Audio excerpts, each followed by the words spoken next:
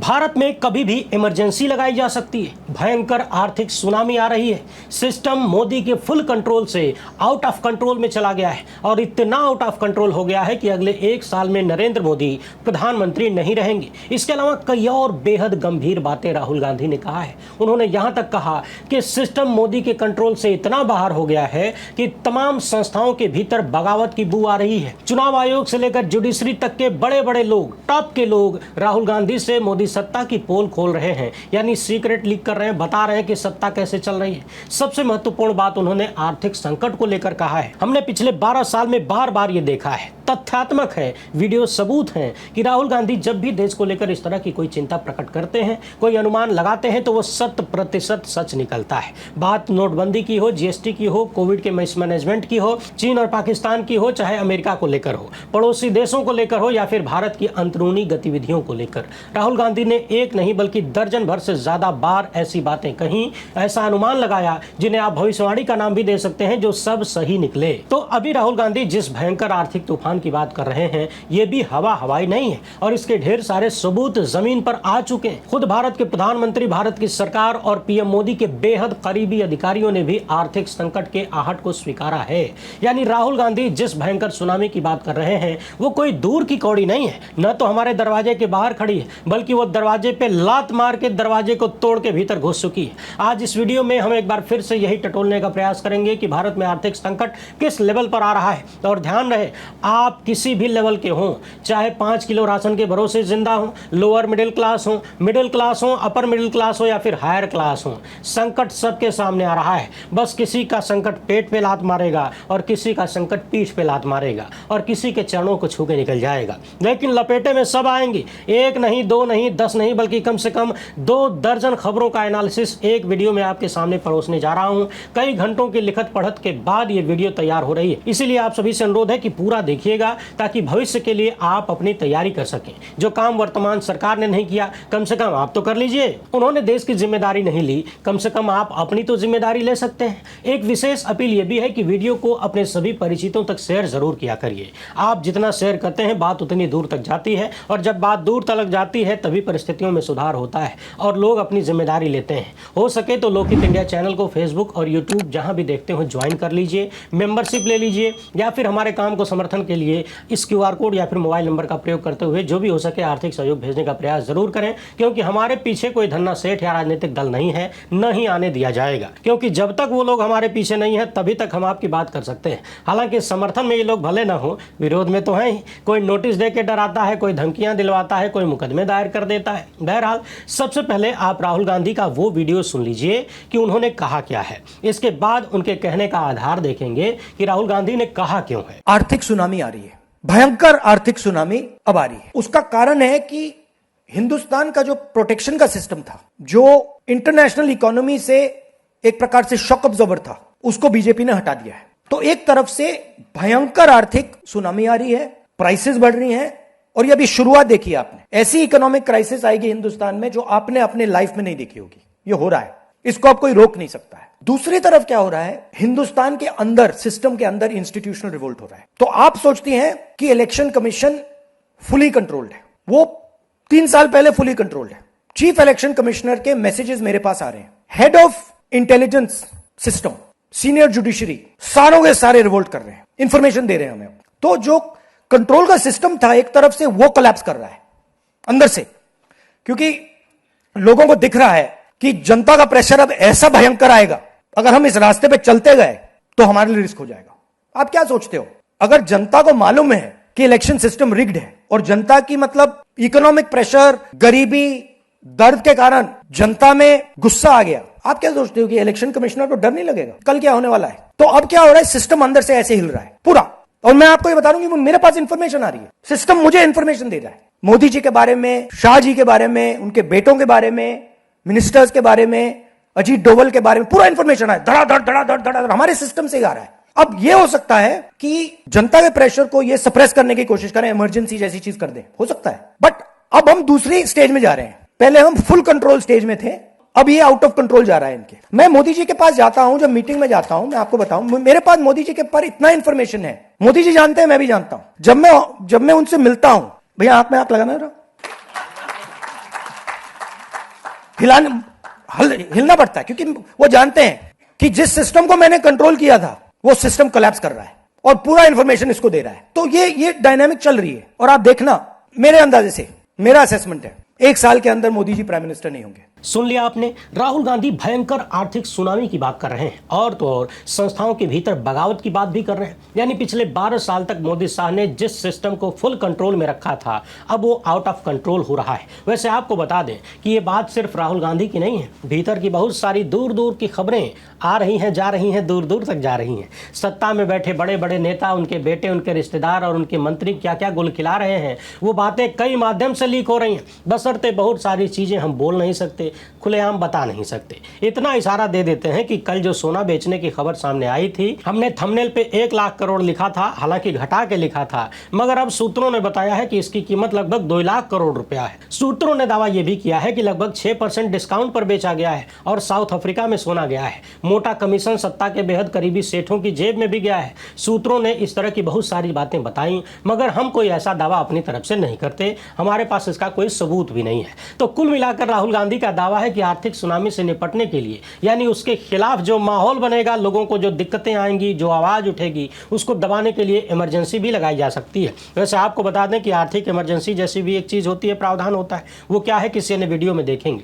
राहुल गांधी कहते हैं कि स्थितियां इतनी खराब होने वाली हैं कि अगले 1 साल के अंदर नरेंद्र मोदी हो सकता है भारत के प्रधानमंत्री नहीं रहेंगे, ऐसा मेरा अनुमान है। तो आइए अब जरा तथ्यों पर गौर करते हैं और देखते हैं कि आर्थिक सुनामी किस तरह से आ रही है और उसका असर हमारे आपके जीवन पर कैसा होगा। सबसे पहले अपनी स्क्रीन पर यह खबर देखिए। वॉल स्ट्रीट जर्नल ने 3 जून 2026 को क्या लिखा है। इस खबर का सार यह है कि भारत अपनी आर्थिक बढ़त खो रहा है और इसका कारण केवल बाहरी झटका नहीं है, यानी मिडिल ईस्ट में युद्ध, तेल का महंगा होना, वैश्विक ब्याज दर बढ़ना, खाली यही समस्याएं नहीं है भारत को लेकर, बल्कि भारत की आर्थिक बढ़त जो कमजोर हो रही है उसके पीछे भारत की अपनी नीतियां और आर्थिक ढांचे भी हैं। यानी भारत को बाहरी दबाव से नुकसान तो हो ही रहा है, लेकिन एक बड़ा नुकसान दिल्ली सरकार यानी मोदी सत्ता की नीतियों के कारण भी है। बताया गया है कि विदेशी निवेशक भारत से बड़ी संख्या में पैसा निकाल रहे हैं, $23 बिलियन से ज्यादा निकाल चुके हैं। रॉयटर्स ने अप्रैल 2026 में ही बताया था कि $20 बिलियन से ज्यादा पैसा निकाला जा चुका है। कहा जा रहा है कि अब ये पैसा विदेशी इन्वेस्टर और तेजी से निकाल रहे हैं।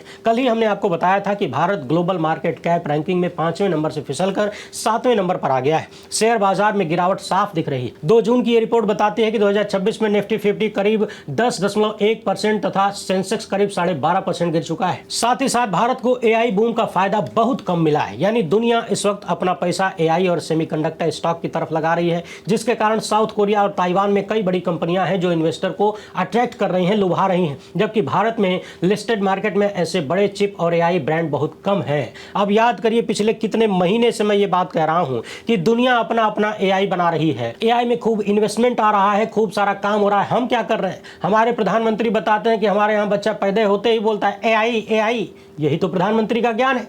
इसीलिए भारत पिछड़ गया है और कोरिया, ताइवान जैसे देश आगे निकल रहे हैं। भारतीय रुपया काफी दबाव में है, रिकॉर्ड लो तक चला गया, 96 तक पहुंच रहा है। सोचिए, तेल का झटका भी भारत के लिए बहुत बड़ा है। रॉयटर्स की 13 मई की यह खबर बता रही है कि भारत का करंट अकाउंट डेफिसिट जीडीपी के 2.5% तक जा सकता है, जो कि पिछले साल 0.9% था, यानी लगभग 3 गुना हो सकता है। भारत की रियल जीडीपी ग्रोथ को लेकर भी अनुमान लगाया जा रहा है कि यह 6.3% से भी कम हो सकती है। वहीं बात जब पर कैपिटा जीडीपी की करते हैं तो हम बांग्लादेश से भी नीचे हैं। इस रिपोर्ट ने और भी कई संकेत दिए हैं, लेकिन उन सब का मिला जुला सार यह है कि भारत अभी भी तेजी से बढ़ने वाली इकोनॉमी नजर तो आ रहा है, लेकिन उसकी जो बढ़त थी वो कमजोर हो गई है। तेज ग्रोथ की उम्मीद कम हो गई है, निवेशकों का भरोसा टूट रहा है। अब जरा दनादन इन खबरों को देखते जाइए। 4 जून 2026 की यह खबर है, रिलायंस में भर्तियों में गिरावट आ गई है, यानी भारत में अब अच्छी नौकरी पाना और भी मुश्किल होने वाला है। यहाँ की सबसे बड़ी निजी कंपनी में भर्तियां कम होना, इसका मतलब है कि देश की बड़ी बड़ी कंपनियों में नौकरियां मिलनी कम हो जाएंगी। एआई भी एक कारण है जॉब मार्केट पर दबाव बनने का, यानी शहरी युवाओं को नौकरियां मिलना कम हो जाएंगी, बेरोजगारी बढ़ रही है। मैं सिर्फ मोटा मोटी सार आपको बता रहा हूं, क्योंकि ये सारी खबरें बहुत विस्तृत हैं। पूरी कहानी सुनाने लगे, आंकड़े और तथ्य रखने लगे तो ये खबरें बताने में 1 घंटा लग जाएगा, खाली एक ठो। अब देखिए, 4 जून की खबर है, रॉयटर्स बता रहा है कि भारतीय मानसून केरल में सामान्य से 3 दिन देरी से पहुंचा है। जून से सितंबर तक चलने वाली मानसून बारिश, जो कि भारत की लगभग $4 ट्रिलियन की अर्थव्यवस्था और एशिया की तीसरी सबसे बड़ी अर्थव्यवस्था के लिए बहुत जरूरी है, 1 जून के आसपास केरल से शुरू हो जाती है, लेकिन इस बार 3 दिन की देरी से आई है। हमने पहले ही आपको बताया था कि इस बार एल नीनो इफेक्ट के कारण कम बारिश की संभावना जताई गई। कम बारिश यानी खेती पर असर होगा, उत्पादन कम हुआ तो खाद्यान्न की महंगाई बढ़ेगी और ग्रोथ पर असर होगा। बारिश के साथ ही हमने आपको यह भी बताया था कि डीजल की महंगाई भी खेती पर बहुत बुरा असर डालती है। अब आप सोचिए कि अगर बारिश कम होगी तो सिंचाई कैसे होगी? डीजल से, यानी पंप से। अब डीजल महंगा है तो सिंचाई कम हो पाएगी, सिंचाई कम होगी तो फसल पर असर होगा, उत्पादन पर असर होगा। उधर खाड़ी युद्ध के कारण उर्वरक की भी भयंकर कमी होने वाली है। यानी खेती को बर्बाद करने के 3 कारण स्पष्ट रूप से सामने आते हुए दिख रहे हैं। हमने ये भी बताया था कि अभी भले ही हमारे पास खाद्यान्न का संकट तुरंत नहीं है, स्टोरेज है, मगर यदि 1-2 सीजन खेती खराब हो गई तो समस्या बढ़ सकती है। एक बात यह भी है कि मानसून से ही धान, मक्का, कपास, सोयाबीन और गन्ना जैसी फसलों की सिंचाई होती है, बहुत बड़ा स्रोत है ये। इसके अलावा जल भंडारों और जलाशयों को भरने के लिए भी बारिश की आवश्यकता होती है। रॉयटर्स की ही ये वाली खबर बता रही है कि कैसे एल नीनो इफेक्ट भारत समेत पूरे एशिया में गर्मी को बढ़ा सकता है। कम बारिश से फसलें कमजोर हो सकती हैं, खाद्य कीमतें बढ़ सकती हैं, महंगाई का खतरा आ सकता है। 4 जून की ही इकोनॉमिक टाइम्स की इस खबर को देखिए, साफ साफ लिखा है कि मई महीने में थाली की कीमतों में बढ़ोतरी हुई है, यानी हम जो भोजन कर रहे हैं उसकी कीमतें बढ़ गई हैं। अब याद करिए, लगभग 3-4 सप्ताह पहले मैंने एक वीडियो में कहा था कि थोक महंगाई लगभग 8.5% बढ़ गई है, 8.3%। इसका असर खुदरा में पहुंचने में 2-3 हफ्ते का समय लगेगा, महीना भर लगेगा, यानी अगले महीने ये रिजल्ट हमारी थाली में पहुंच जाएगा। और अब देखिए असर दिखने लगा है, खाने पीने की तमाम चीजें महंगी होने लगी हैं। थाली महंगी होगी तो सबकी महंगी होगी, क्या गरीब क्या अमीर। हमने ये भी बताया था कि जिन्हें 5 किलो मुफ्त राशन मिलता है तो भले ही रोटी चावल मिल जाए थाली में, मगर सब्जी और दाल का क्या होगा? महंगाई डायन सब्जियों और दाल को खुद खा जाएगी तो सूखी रोटी और सादा भात कितने दिनों तक आपको जिंदा रख पाएगा? 3 जून की यह खबर बता रही है कि रुपया लगभग 96 तक पहुंच रहा है, यानी डॉलर का महंगा होना आयात को महंगा करेगा। खाने वाले तेल की कीमतें और जोरदार तरीके से बढ़ने वाली हैं। ये सारी बातें पिछले दिनों हमने आपको विस्तार से तथ्यों और आंकड़ों के साथ बताया था। जिस तरह से और जिस मात्रा में विदेशी निवेशक अपना पैसा निकाल रहे हैं, इसे देखते हुए सरकार ने भी कुछ एक्शन लिया है। राहत देने की बातें हो रही हैं, टैक्स में बदलाव करने पर विचार हो रहा है, लेकिन देखिए कि ये विचार कब तक होता है और कब तक उस विचार का अचार बनाकर निकाला जाता है। क्योंकि जब समय पर विचार करना था तब तो पूरी सरकार बंगाल का चुनाव करवा रही थी। डेक्कन हेरल्ड में पूर्व वित्त सचिव सुभाष चंद्र गर्ग का ये लेख देखिए। इनका दावा है कि साल 2013 में भारत फ्रेजाइल 5 में था, लेकिन आज हालात उससे भी ज्यादा रिस्की हो गए। उस वक्त भारत ब्राजील, इंडोनेशिया, दक्षिण अफ्रीका और तुर्की को कमजोर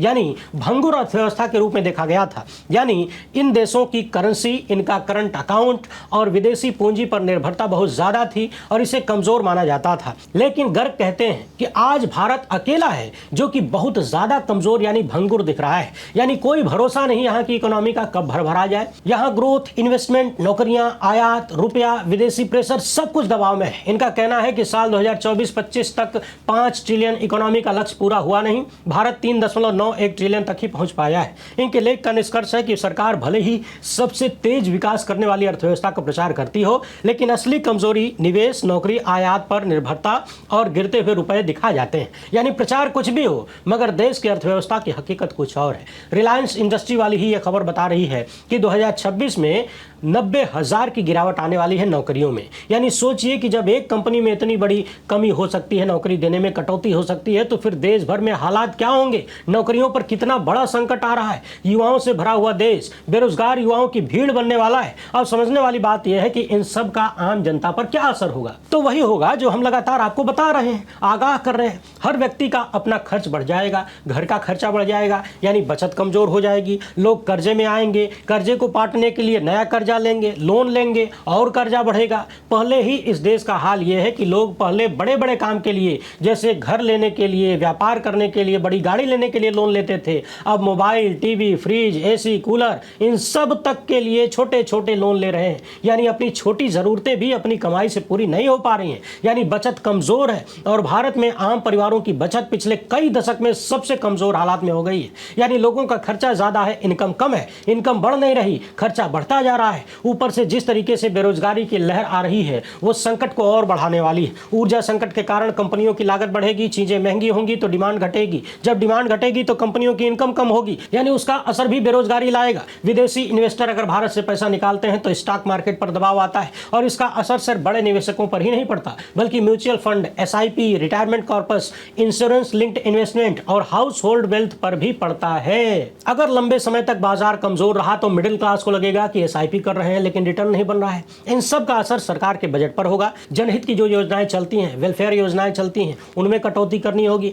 कुछ को रोकना पड़ सकता है। इन सब का मिला जुला असर भारत के भविष्य पर होगा। भारत की अर्थव्यवस्था कमजोर होगी, ग्रोथ रेट कम होगी। यानी हम सबके जीवन में, चाहे हम उद्योग क्षेत्र से जुड़े हों, खेती से जुड़े हुए हों, ट्रांसपोर्ट से जुड़े हुए हों, आईटी सेक्टर से हों, बैंकिंग में हो, रियल एस्टेट में हो, ऑटो सेक्टर में हो, एफएमसीजी में हो, रिटेल में हो, स्टार्टअप कर रहे हो, एक्सपोर्ट कर रहे हो, गरीब हो, मिडिल क्लास हो, अमीर हो, सबके जीवन पर असर होगा। कहीं कम, कहीं ज्यादा, कहीं बहुत ज्यादा। मगर सबसे ज्यादा चिंताजनक बात यह है कि इन सारी खबरों, इन सारी बातों का बहुत कम असर वर्तमान सत्ता पर हो रहा है। जो तथ्य सामने आ रहे हैं उन्हें देखकर, समझकर आपकी टेंशन, हमारी आपकी टेंशन बढ़ जाती है। लेकिन जो जिम्मेदार हैं, जो पदों पर बैठते हैं, उन्हें कोई असर नहीं होता, कोई असर होता हुआ नहीं दिखता। उन्हें सिर्फ अपनी कुर्सी नजर आ रही है कि कैसे चोरी चकारी करके सरकार बना लें, बाद में देश का जो होगा होता रहेगा। आपको बता दें कि पिछले कुछ ही महीनों में भारत का रुपया एशिया में सबसे तेजी से गिरा है। उल्टे पाकिस्तान का रुपया मजबूत हुआ है, डॉलर के मुकाबले 0.5% बढ़ा है। चीन का युआन 3% मजबूत हुआ है और पिछले 5 महीने में भारत 6% से भी ज्यादा कमजोर हुआ है। यानी चीन, अमेरिका तो छोड़िए, जिस पाकिस्तान के नाम पर हमारे हुजूर सत्ता में आए थे, जिस पाकिस्तान का रोना मचा के बार बार वोट मांगते हैं, उस पाकिस्तान से भी भारत के रुपए को कमजोर कर दिया। हमारा रुपया 6% गिर जाता है और पाकिस्तान का रुपया 0.5% मजबूत हो जाता है डॉलर के मुकाबले। आप सभी से विशेष अनुरोध है कि इसके लिए थैंक यू फलाने जी जरूर लिखिएगा। बाकी देखते जाइए कि आर्थिक तूफान हमारी जिंदगी में कितना तूफान लाता है। राहुल गांधी ने जो दावा किया है कि 1 साल के भीतर हो सकता है पीएम नरेंद्र मोदी न रहे, ये लोग इमरजेंसी भी लगा सकते हैं क्योंकि फुल कंट्रोल से आउट ऑफ कंट्रोल में जा चुके हैं। बाकी जो होगा हमको आपको झेलना ही है। वीडियो पसंद आई हो तो ज़्यादा से ज़्यादा लोगों तक पहुँचाएं। पहली बार है तो चैनल को सब्सक्राइब कर लीजिए। हमसे जुड़ने के लिए बहुत बहुत धन्यवाद। चाहिए।